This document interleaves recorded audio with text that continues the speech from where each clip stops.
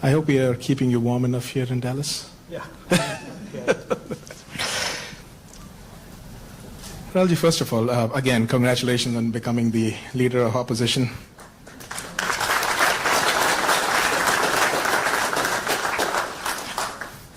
A few of my students came to me and they asked one simple question. It's like, what does this day-to-day as the leader of opposition look like? So can you tell them what exactly do you do in that role? Yeah, first, thank you very much for coming here. It's an honor for me to come, and lovely to see so many people from back home, so many students.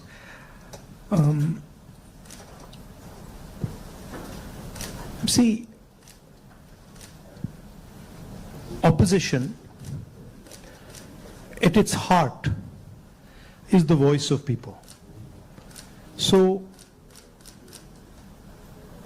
if you have parliament, of course, there's a whole sequence of events that go on, but what you're generally thinking about is where and how can I raise issues of the people of India. And you're thinking from a individual perspective, and you're also thinking from a group perspective, you're thinking from a industry perspective, you're thinking from a farmer perspective, and the important thing is that you do it sensitively and after listening and understanding carefully. So very often,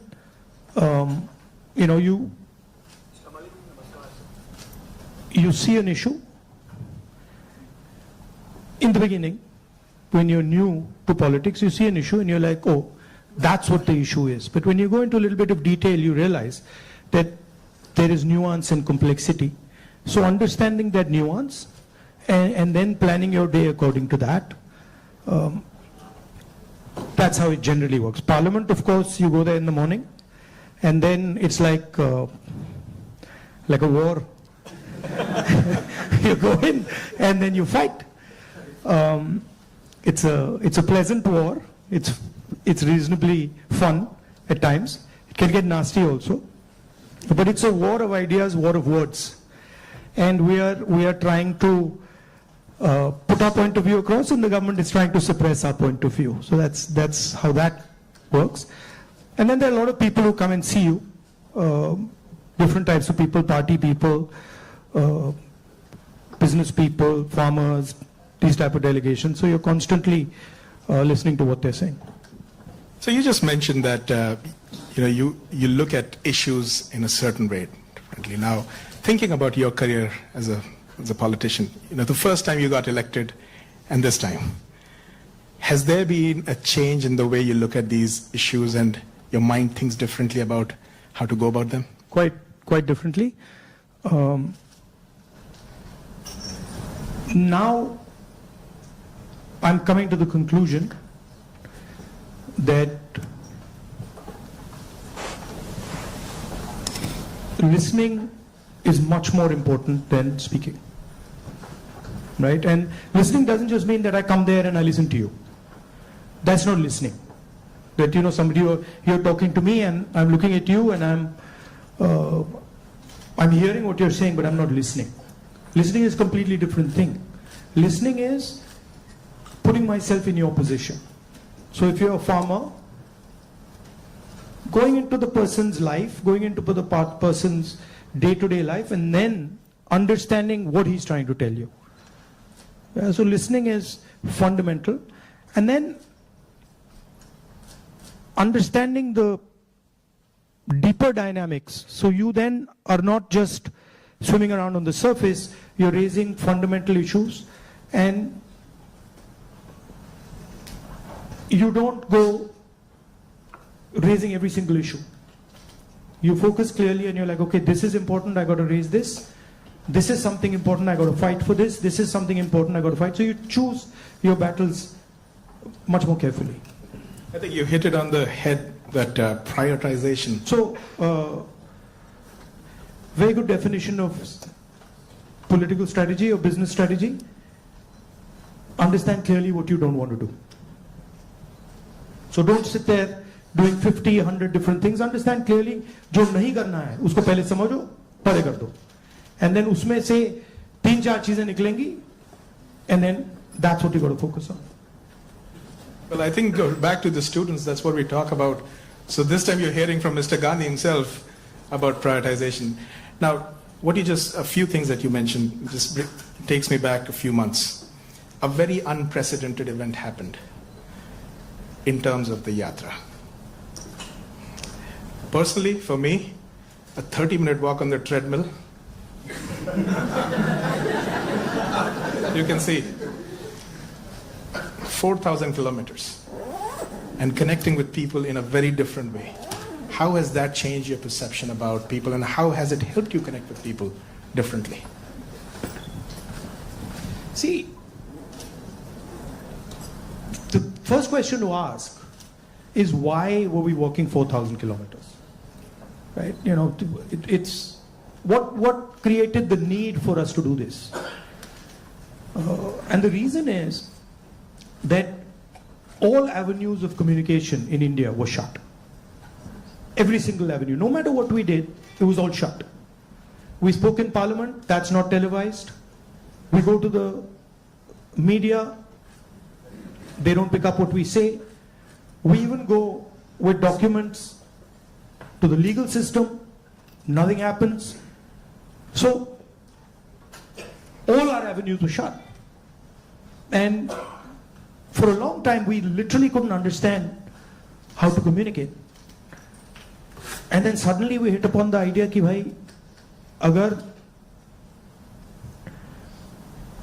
media आपको लोगों के पास नहीं ले जा रहा, institutional system आपको लोगों के पास नहीं ले जा रहा, तो फिर डायरेक्टली चले जाओ. And then what better way to go directly than to literally go walking across the country? And so that's what we did. And I must tell you, in the beginning itself, I had a little bit of a knee problem.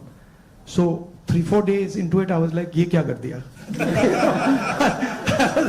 I was like, you know, because you get up in the morning, I go running, and so you get up in the morning and you say, "Okay, I'm going to go run 10 kilometers," and you're like, "ठीक है," and then you get up in the morning and you say, "I got to walk 4,000."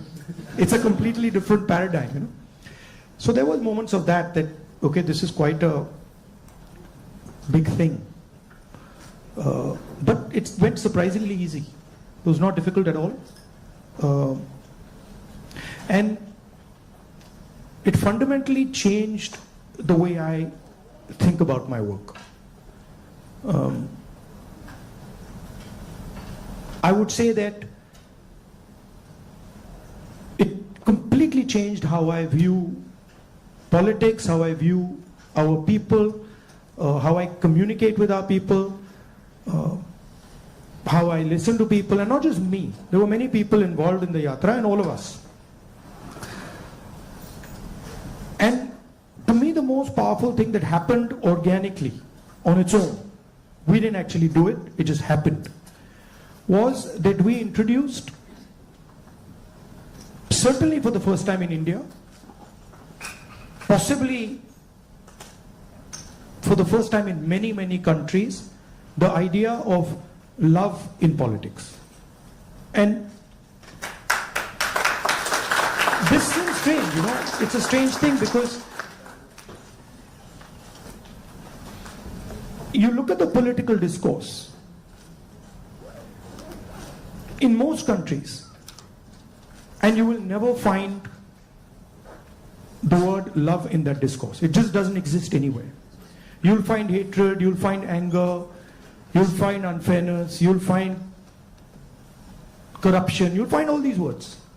But you will never find the word love in the language. And the Bharat Jodo Yatra actually introduced, but I mean, I think we might be getting too philosophical. So a good scientist is also that. I agree. Or a good engineer is that. Good yogi is that. In fact, if you're good at pretty much anything, you are destroying yourself in some way. I need a pause for that. I need to pause. One of the important threads in this fabric that we talk about is the youth, and they have a very strong role to play. And especially when you look at US and India, and I see all the students that come in, one of the greatest joys for us here is to work with our students. They just energize us beyond limits. More than 300,000 of them are in the US. About 4,000 of them from India are here at UTD. Where do you see them playing a role in the large scheme of things that India is poised towards?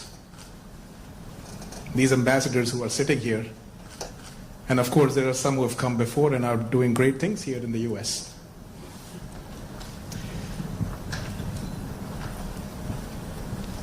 In one way, you are a bridge between the rest of the world and India. So you have ideas and values that you bring to the United States. And often those ideas and values might not be understood so easily in the United States, right?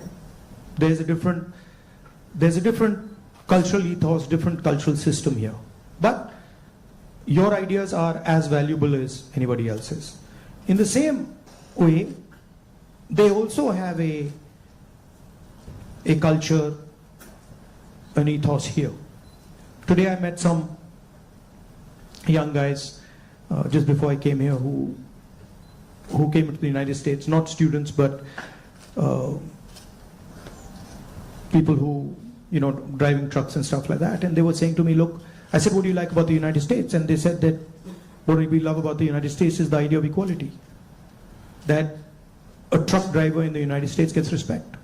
And as a truck driver in India, there's no way I could get respect. Right? Equality is a very powerful idea, and it's an idea that can help India in huge ways.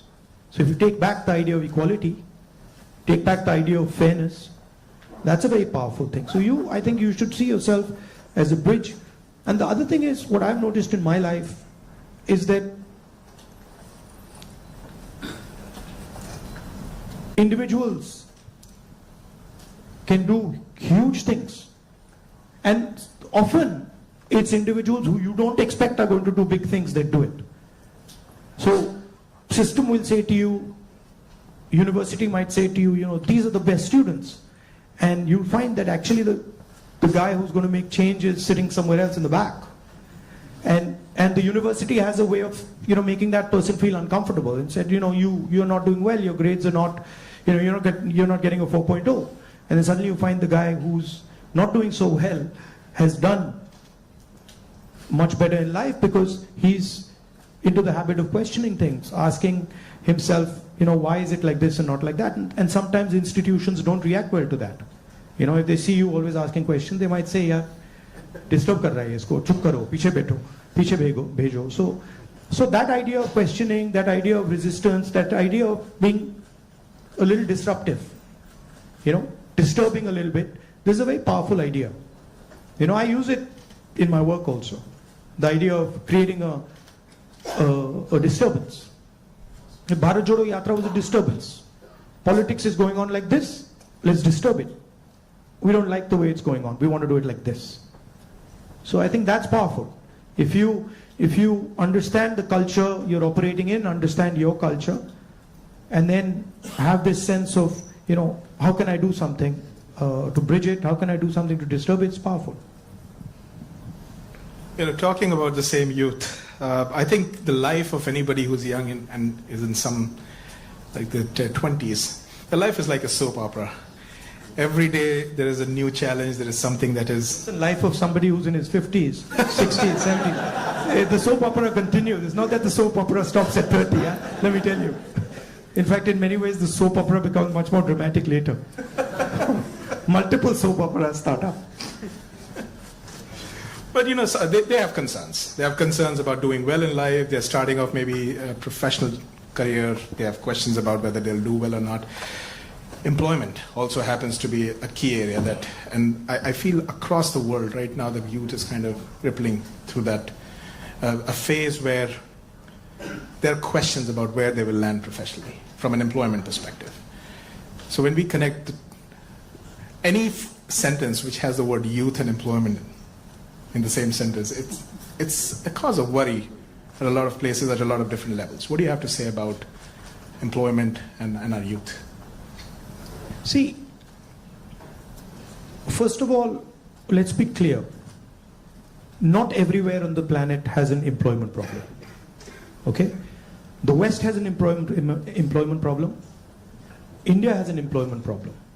But there are many countries in the world that don't really have an employment problem. China certainly doesn't have an employment problem. Vietnam doesn't have an employment problem.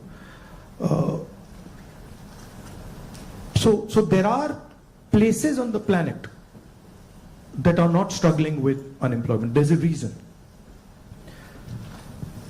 If you look at the United States in the 1940s, 50s and 60s, they were the center of global production. Anything that was made, cars, washing machines, TVs, all made in the United States. Production moved from the United States. It went to Korea, it went to Japan, eventually it went to China. And if you look today, China is dominating global production.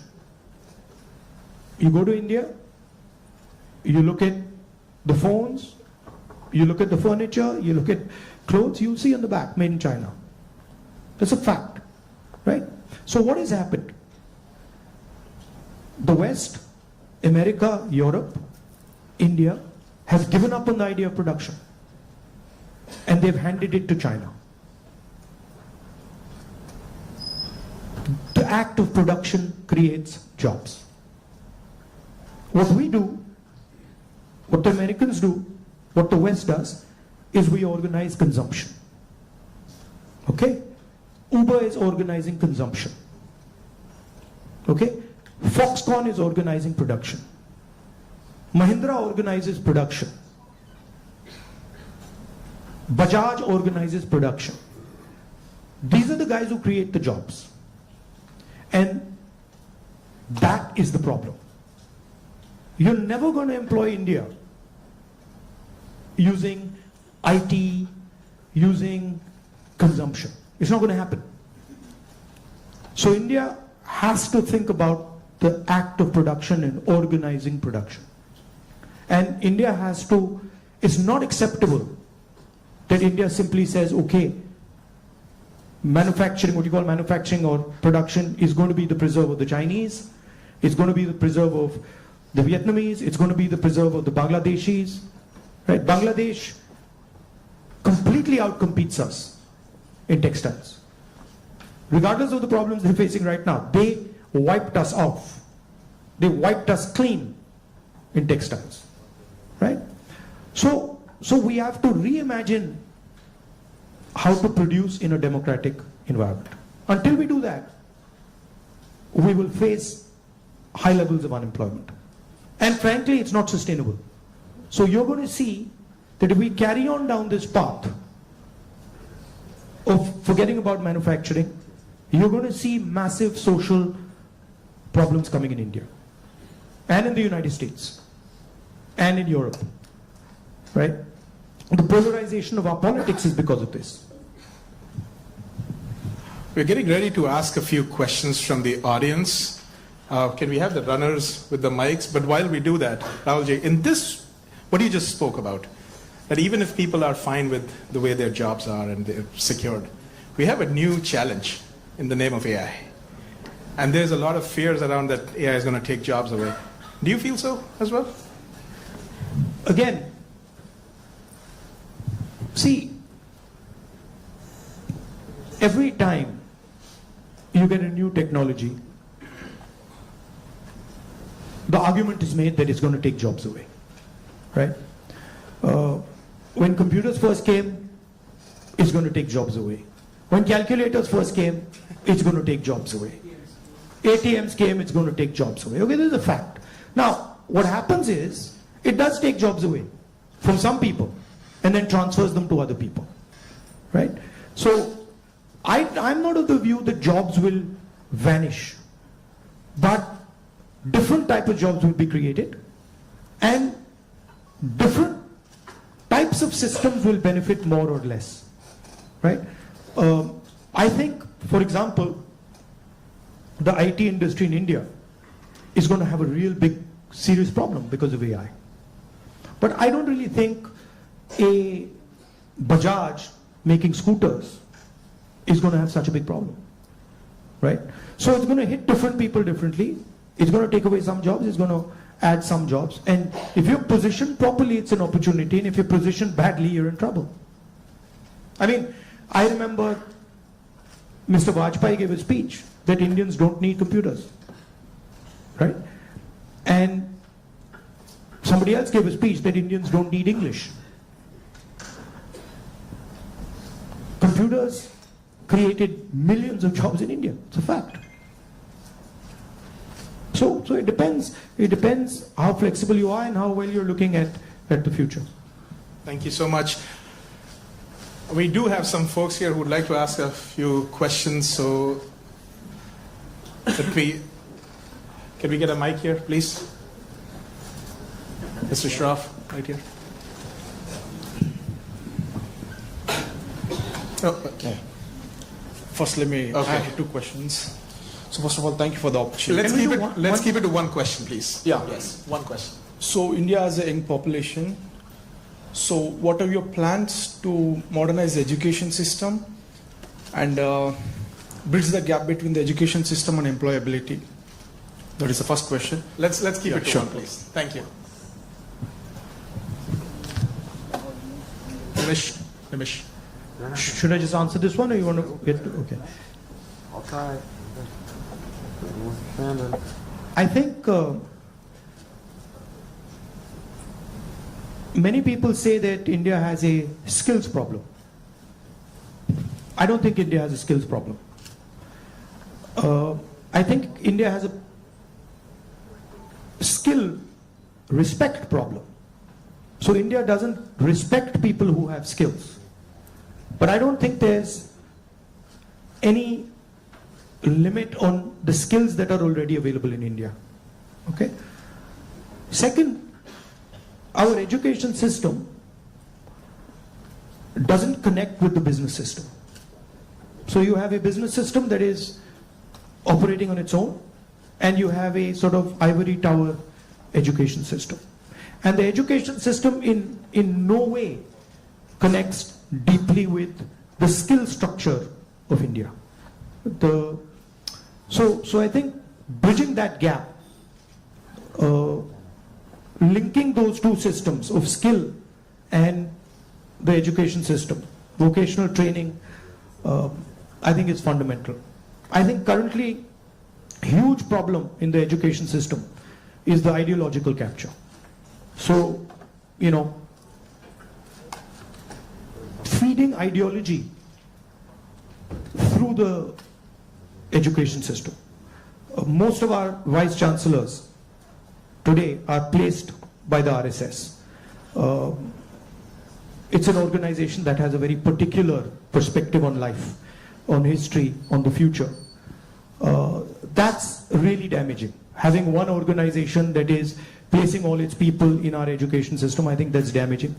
So ensuring that people who run our education system are independent, are not, you know, ideological, or are not committed to sort of a particular way of thinking, I think is important. Thank you. Dr. Gupta. Rahulji, I have a question.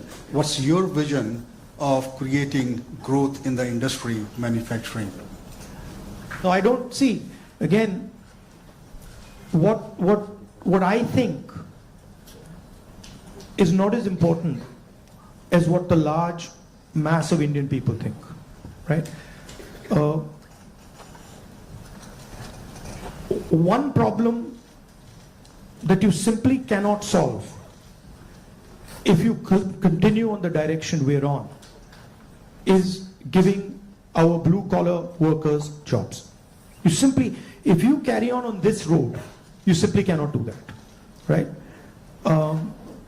The only way you're going to give our large mass of people jobs is if you start producing things, if you start manufacturing. And the foundation of manufacturing, you don't just start manufacturing cell phones, right? It is a sequence, right? So you have to go up the value chain if you want to manufacture. A lot of people say, oh no, you can manufacture cell phones directly. Well, cell phones are not being manufactured in India. Cell phones are being assembled in India. It's a different thing. Meaning components are coming from China and those components are being assembled in India, right? The reason China can develop those components is because they have a huge infrastructure that has manufactured many different things, many different types of things before. So you cannot get away from that basic stuff. And I think you have to have a vision for production. For example, our GST is designed against production. It rewards consumption, it punishes production. States that produce are harmed, right? Large monopolies, huge monopolies, harm production, right? They influence the policy regime so that players cannot produce.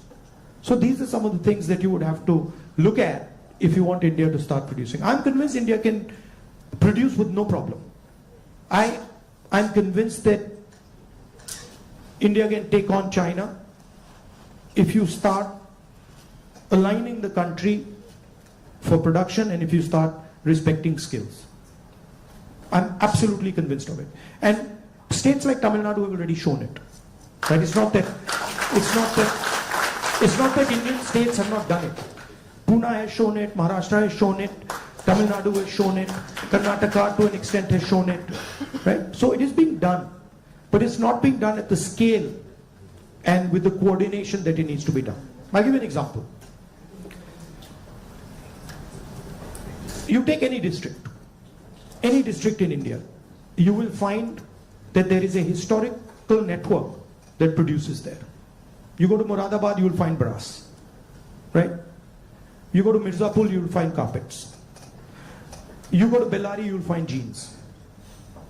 So each district has a traditional network of production. Now, how much support are those people getting? You want to create a brass industry, create it in Moradabad. Open the banks to them, infuse technology, support them, and I guarantee you, they will take on China. Right? And you can do it in every district. You support the Bellary jeans industry, you put in a couple 100 crores into that thing, you open the doors of banks to them, I guarantee you they'll get to work. Right? But currently, I mean a simple statistic, 16 lakh crore rupees of bank loans have been forgiven to 25 people. 25 people. Right? Do you realize how many industries you could set up with that? And they've just been forgiven. Right? When we forgive farm loans and we say, okay, we're going to forgive 70,000 crores for all India's farmers, the press suddenly jumps up and down. And 16 lakh crores have been forgiven without a word. And whose money is it? It's taxpayers' money. Where's it come from? It's come from your pockets. So why should 20 people get this massive free gift? Why should one person, suddenly have all the ports, all the airports, all the defense contracts? What is happening when you do that? You're taking away money from people. Instead of having one business that runs all the airports in the country and one business that runs all the ports, you could have 10, 15, 20.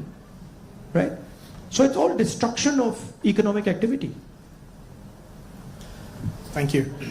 We can take something on this side. Can we have the mic? Can we please have the mic here? Rakshit, go ahead.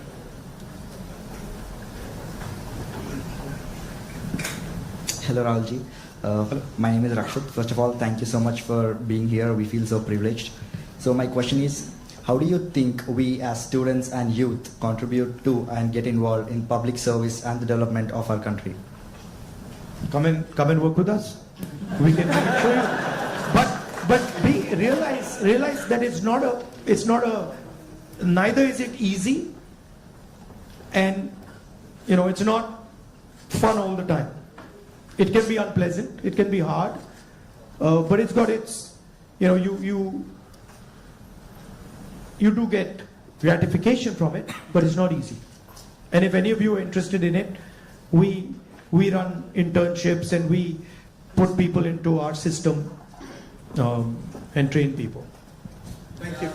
We had a question here, Mr. Shroff. Rahulji, first of all, thank you for coming here and gracing UTD with your presence. I'm a faculty and I also represent a lot of students, so I'd like to ask, for everything we look at it and say there is always something you can even do better for something that you haven't done successfully. So looking back, Bharat Jodo Yatra was so successful. Couple of things what you could have done differently if you did it now. No, look, every single thing that you do, I mean, I'm sure if we sit down and say, okay, Bharat Jodo Yatra, we could have done it better, right? There's nothing that you do that you couldn't have done better or you can't do better. And that's just how life works. And these are choices. So I don't think I've ever done anything perfect in my life. And I don't think I will ever do anything perfect in my life. But it's a learning experience, right? So you start off, you try something, doesn't work, you do it again, and then it works. Yeah. Thank you. Take another question. One thing that I didn't think was important, because of something my father said to me once, which is strange, which turns out is quite important, which is that once my father told me, look, if you work properly, you don't need to tell anybody about it. Work speaks for itself. But it's actually not true. It's a strange thing, it's not true. You got to communicate it. And the one thing I have fundamentally changed is that earlier I would do something and I wouldn't communicate it. And now I do something and I communicate it. It's not actually my nature. My nature is actually just to do it and not communicate it. But I think it is important that you communicate. It should be a two-way traffic. Yeah.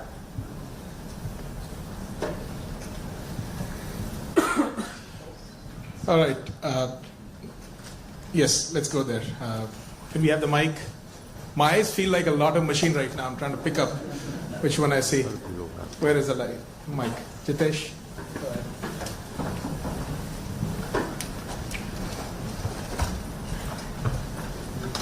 Thank you, Rahulji.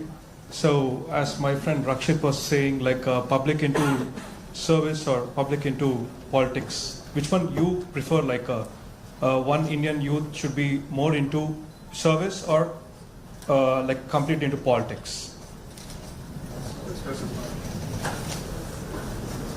Look, don't have a rigid idea of what political action is. And in the same way, don't have a rigid idea of what service is. Those two can overlap, right?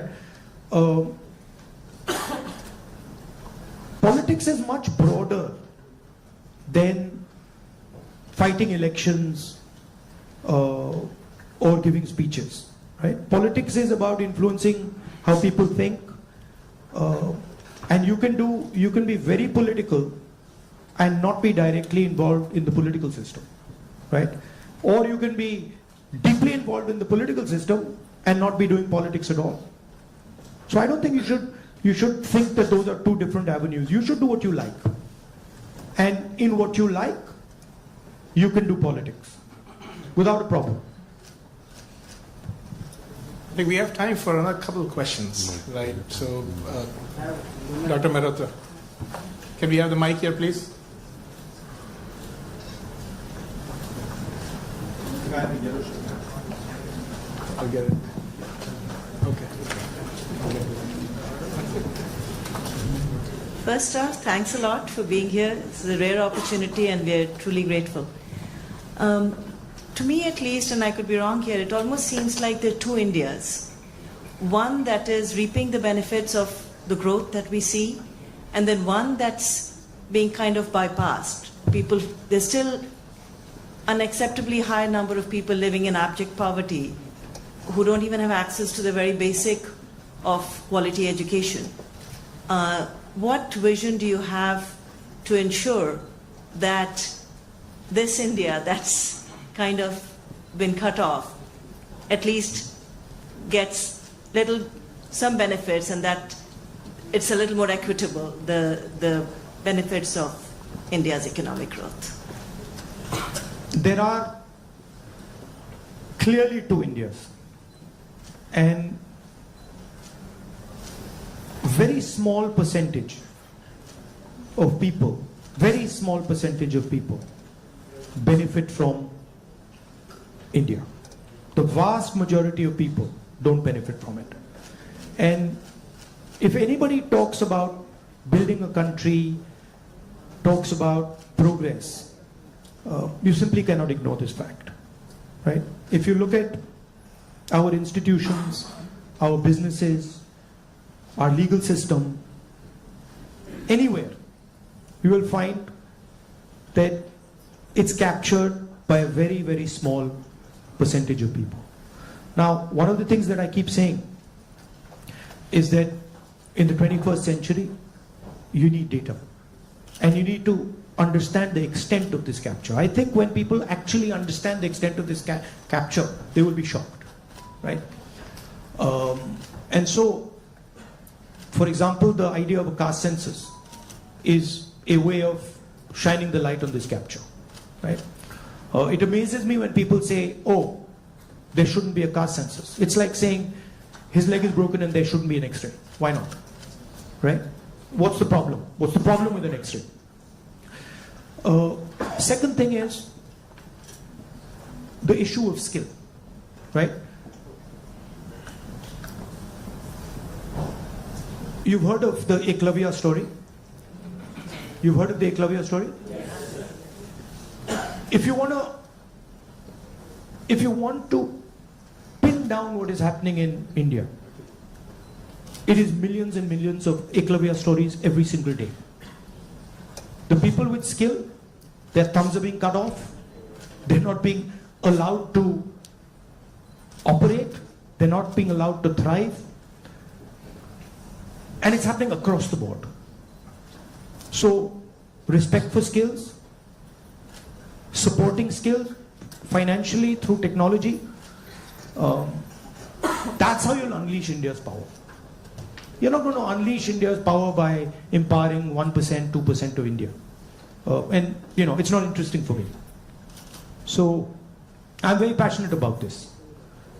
I'll give you an example. Some time back, when we were in government, we were talking about skill development. And the gentleman who was running, he was appointed by Manmohan Singh Ji for skill development. He came to see me.